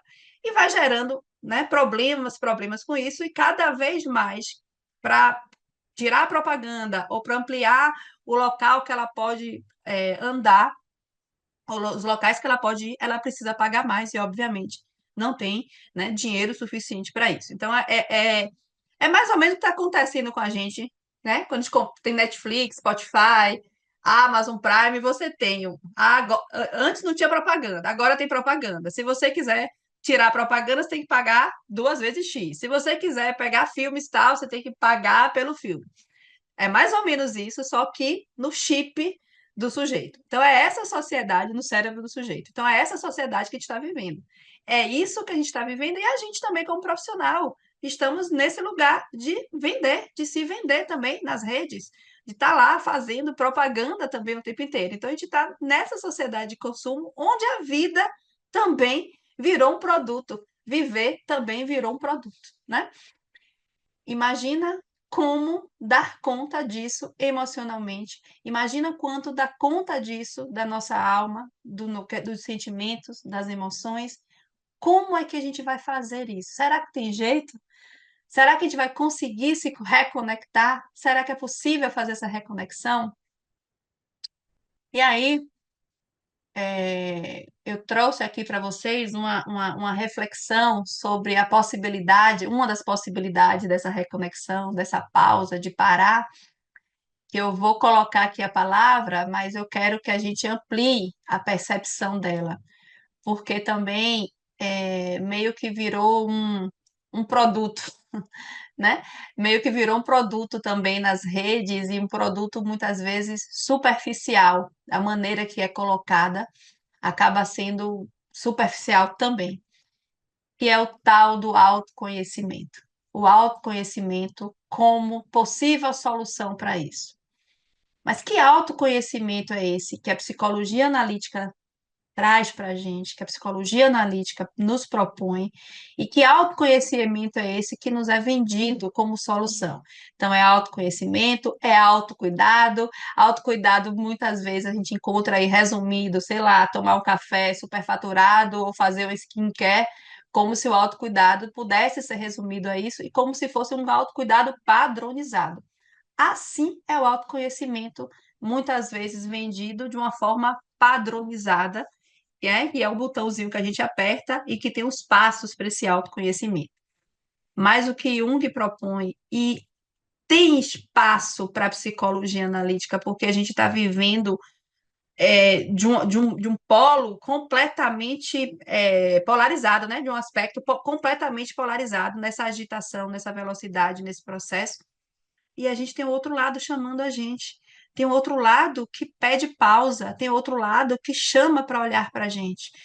Eu tenho atendido, né, principalmente mulheres, nesse processo da perimenopausa, da menopausa, que chega tentando dar conta desse turbilhão que está acontecendo externamente, do turbilhão que está acontecendo internamente, e diz assim: eu não quero mais isso, mas eu também não sei no que eu vou me transformar diante do que está acontecendo comigo, né? E aí a gente vai para esse espaço de escuta, de acolhimento, de desaceleração, de poder se escutar, de poder se ouvir, de poder se entender, que vai trazer essa possibilidade de um autoconhecimento que vai além desse autoconhecimento do discurso contemporâneo. No autoconhecimento desse discurso contemporâneo é conhecer para melhorar desempenho e performance. Então, eu preciso conhecer qual é o meu melhor horário de funcionamento, onde é que eu sou mais produtivo, o que é que eu faço, quais são os dias, né, que eu consigo produzir melhor. Para quê? Para manter a engrenagem, para manter a engrenagem ali funcionando. É um autoconhecimento de desempenho. Quanto melhor você conhecer suas potencialidades, suas habilidades, mais você vai produzir. Para a psicologia analítica, quando a gente fala de autoconhecimento, a gente está dizendo assim, ó, conhecer para tornar-se quem é em essência, que é o processo de individuação, né? Quem é você de verdade? Conhecer para além daquilo que o mundo está dizendo que você deve ser. É conhecer você verdadeiramente. Né? Se a gente fosse falar aqui do processo de individuação, seria uma aula, não, mas nas aulas vocês vão ter acesso a gente vai discutir muito, né, os professores todos, sobre o processo de individuação. O autoconhecimento de busca por controle emocional e estabilidade. Eu acho interessantíssimo quando eu vejo essas discussões que, assim, vamos reconhecer as emoções. É como se que as pessoas leem, vamos não sentir as emoções. Reconhecer a emoção, então está resolvido o processo. Não é bem assim. É uma busca de um controle emocional, de uma estabilidade para, de novo, se manter em função do que a sociedade está pedindo, para manter a performance. Para a psicologia analítica, que a gente vai dizer abertura para o conflito interno, paradoxos e tensões da psique, porque as emoções, sejam elas, né, ditas como boas ou más, positivas ou negativas, esse paradoxo, essas tensões é que possibilitam as transformações, né? Então não é o controle, mais uma forma de controle, conter o corpo, conter a mente, conter as emoções, para manter ali produtivo, envolvido, dando resposta que a sociedade quer. Nesse discurso contemporâneo, é foco no ego, quem eu sou, quais são meus talentos, meus valores, minhas metas. Jung vai dizer no foco da totalidade, da integração. Não é só para fora, é para dentro, é para a alma, é para mim, é algo que vai além daquilo que o mundo externo está me propondo. Estratégias racionais e planejadas, esse autoconhecimento contemporâneo. A psicologia analítica vai nos propor um mergulho no inconsciente, um mergulho daquilo que eu desconheço, um mergulho daquilo que faz parte de mim, que muitas vezes está guiando a minha vida sem que eu perceba de onde é que ele vem, de integrar, de acessar, de entender que eu sou inteira, que eu não sou só ego, que eu não sou só persona, que eu sou muito mais do que isso. No autoconhecimento do discurso contemporâneo, busca por consertar, eliminar o que não agrada em si, então, se isso aqui não é bom, se isso aqui não me coloca numa alta performance, se isso aqui não corresponde, então eu vou tirar, desagrada. Na analítica, ela vai reconhecer, acolher, integrar a sombra, o lado oculto, o lado rejeitado, o lado desconhecido.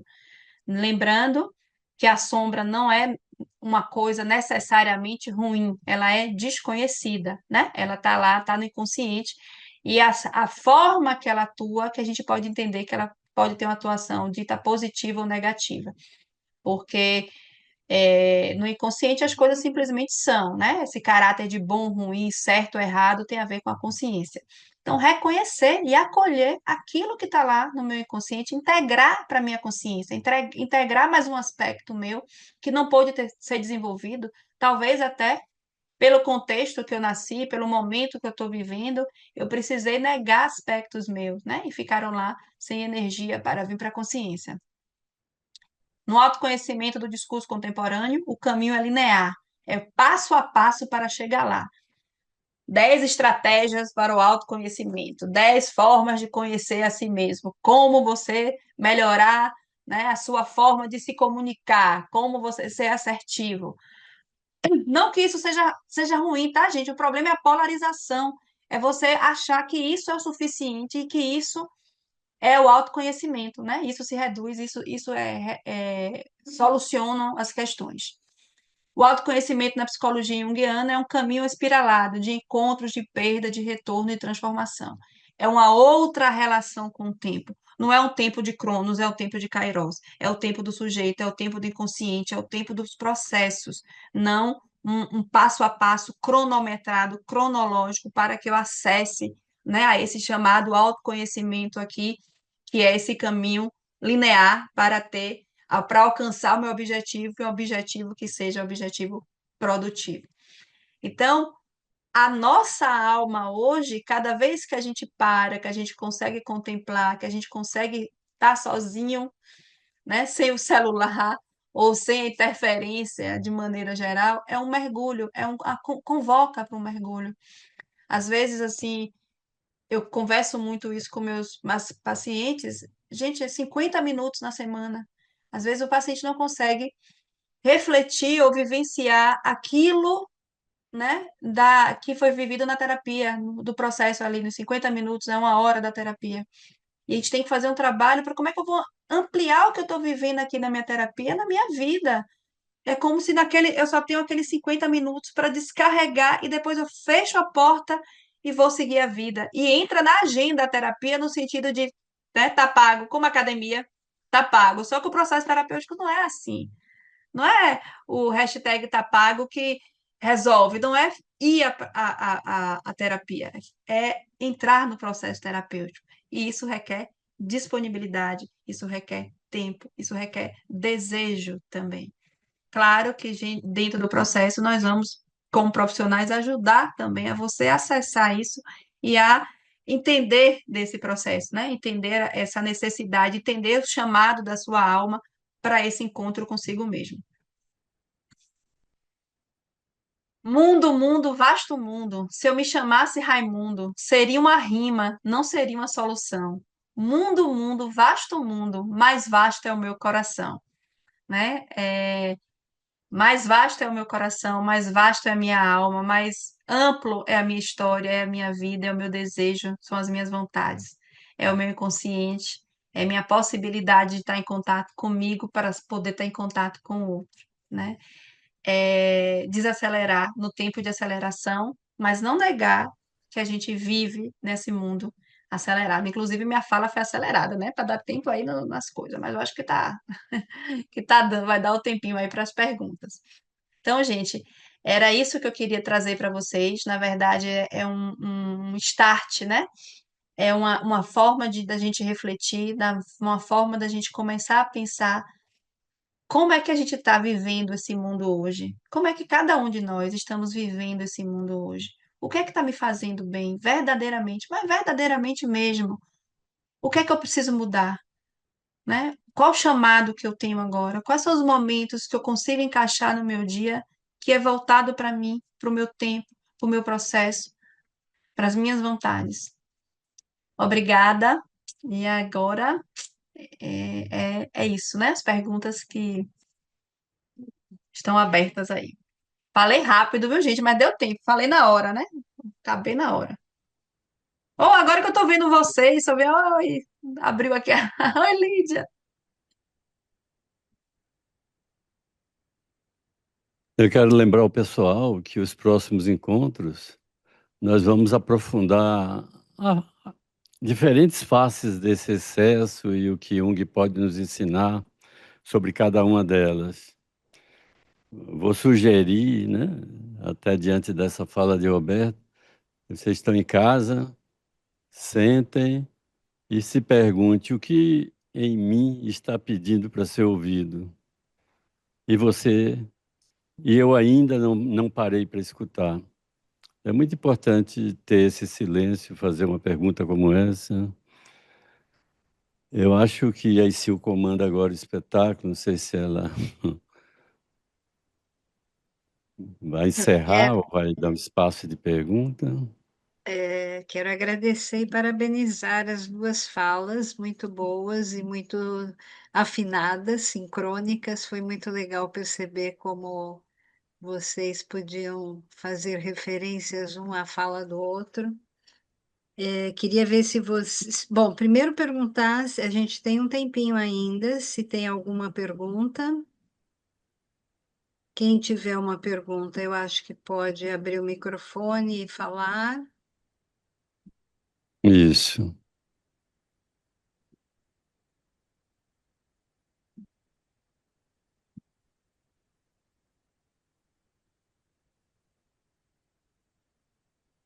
Nenhuma pergunta?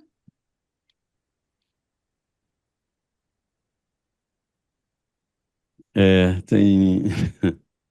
Eu queria perguntar então para você, Carlos. Hum. Você terminou meio de repente a sua fala, desculpa que eu interrompi, Não, mas se você estava falando do trickster como sombra presente nessa sombra coletiva que a gente vive hoje, né?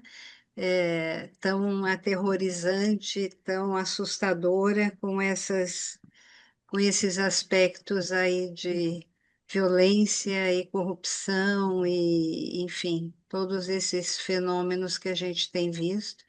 Eu não sei se você quer terminar o raciocínio que você estava fazendo não, eu ou acho que essa parte de inteligência artificial merece uma aula à parte. Na verdade, estamos num mundo que não sabe que informação é verdadeira. E toda a possibilidade de fazer manipulações no pensamento humano, o trickster faz, né? A inteligência artificial imita o funcionamento do pensamento, mas não participa do drama da alma, né? Então, como função psíquica coletiva, sem consciência, capaz de reconhecer padrões e recombinar símbolos, mas sem o self, sem experiência e sem um processo de individuação. Aí o nome desse evento foi para separar essas duas coisas. E como a Roberta falou muito bem, toda essa organização que ela fez, acho que deu para o pessoal entender e certamente nas próximas palavras vai fechando esses assuntos aí. Mas o É, trickster, para mim, é um arquétipo constelado nesse processo que estamos vivendo, né? ô, Carlos, só para trazer um ponto aí do que você falou, né, do uso da inteligência artificial, e às vezes, eu não sei se já aconteceu com vocês, né, que já está atuando, do paciente chegar no consultório e com a resposta dada pela inteligência artificial, né? Então, assim, olha, aconteceu isso, mas assim, antes de vir para cá, Roberta, eu já botei isso, e ela, a inteligência, e eu, obviamente, vou acolher essa fala, né? Ela me disse isso, o chat GPT me disse isso. E quando ela acabou de falar sobre todas as colocações que o chat GPT tinha colocado, assim, fez muito sentido para ela, todas aquelas falas, eu coloquei, fiz uma intervenção, né? Coloquei, eu acrescentei e fiz uma pergunta em relação a isso. E aí ela parou e ressoou nela, que ela fez assim, ah, mas isso eu não tinha pensado. Eu falei, é porque ele não sabe sua história. O chat GPT não sabe a sua história. O chat GPT não tem as informações que eu tenho aqui junto com você. Ele não sabe que essa marca aqui pode estar relacionada, né? E aí fui fazendo com ela essa reflexão, né? Porque era algo que estava acontecendo de uma forma assim, né? Uma tentativa, e eu percebia que era uma tentativa desesperada, entre aspas, de ter uma resposta, de ter uma solução. E o chat GPT, especificamente, ele tende a responder coisas que você gosta de ouvir. E aí, quando você coloca uma coisa e coloca, como eu fiz, coloquei uma perspectiva que era dela, não era nada demais, não era nada meu, era só um dado da própria vida que ela tinha as questões e que o chat GPT não sabia, né? É Então, uma coisa, Roberto, importante que você lembrou, porque tudo que é dito no consultório, a gente parte para ver essa mesma coisa de uma forma simbólica. Então, um colega de medicina, desses que não entende o que é psicoterapia, me mandou um WhatsApp onde tinha um terapeuta e uma paciente falando muita bobagem. Não, eu só estou com preguiça. Não, eu só estou não sei o quê. Praticamente aquilo era para dizer que a psicoterapia é um lugar para se falar bobagem. Aí eu devolvi para ele a análise simbólica de tudo aquilo, tudo fazia sentido, né? Então, se a gente escuta uma pessoa falar algo assim, não importa para a gente é certo ou errado, importa para a gente Isso. que símbolo está expressando através daquela fala, porque tem a narrativa que a pessoa pensa que está fazendo, mas o terapeuta está com o ouvido na subnarrativa ou em outra narrativa, né? E isso que você fez é bem importante, porque você não foi discutir, seria um absurdo, claro, Claro. se o SAT GPT é sério, não é sério, e que pode acreditar ou não acreditar. E aí aproveito para dizer que eu também não estou condenando a inteligência artificial, porque vai ser um instrumento muito Isso. importante para o terapeuta, né? É importante saber disso daí. E pedir que vocês Isso. olhem o YouTube do Instituto, né, para poder ir dando likes e a gente enriquecendo aí as conexões. É Agradecer, isso, eu acho. É, fale, Carlos, desculpa. agradecer muito a Sil por toda essa condução e ela agora vai dar uma fechada aí Dá para uma É, fechada. eu quero lembrar a todos que o Instituto Jungiano da Bahia tem um canal no YouTube, tem um Instagram, que é alimentado principalmente por Carlos, Ermelinda também contribui bastante, mas no site do Instituto a gente tem também a presença de crônicas que são escritas por professores, alguns artigos. Enfim, prestigiem, coloquem lá os seus likes e fiquem perto da gente, né? Porque eu acho que é uma forma de vocês também se atualizarem, acompanharem o que a gente tem feito. Quero agradecer muito a presença de todos. A gente chegou a ter aqui mais de 90 pessoas participando, eu acho que é um número excelente. Estou vendo várias carinhas de pessoas muito queridas, colegas, professores, ex-alunos, amigos, amigas, gente de todos os cantos, né, Camila? De São José do Camila! Rio Preto, São José dos Campos, em São Paulo, querida ex-aluna. Enfim, muito obrigada a todos vocês pela presença. Estejam com a gente amanhã, por favor, no mesmo horário, das 7h30 às 9h30.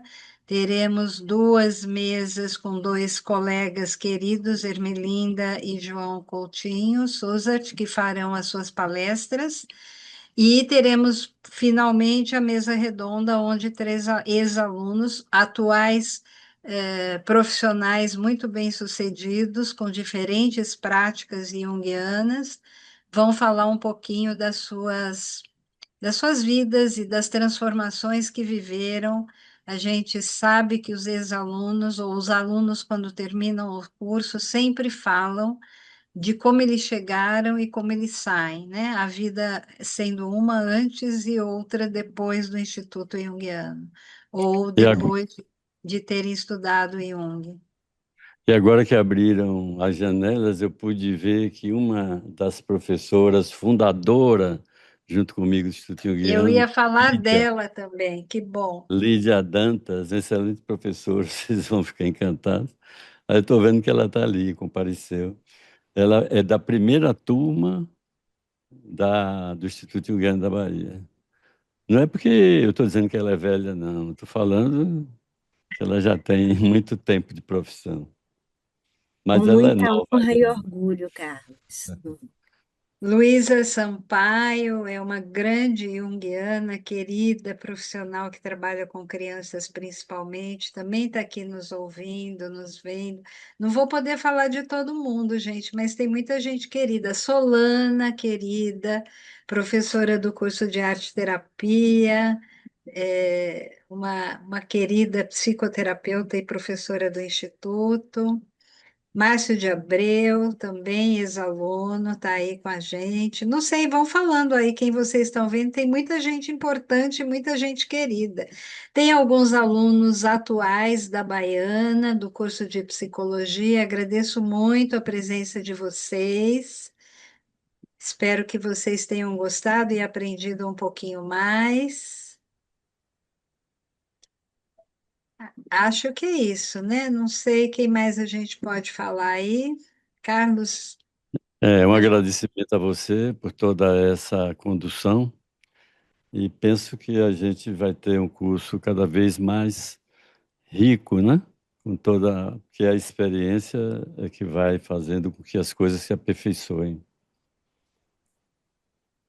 Muito Então, obrigada, então, a todos. Boa noite e até amanhã, neste mesmo canal, neste mesmo horário. hum, vamos Beijos. conversar com a alma agora.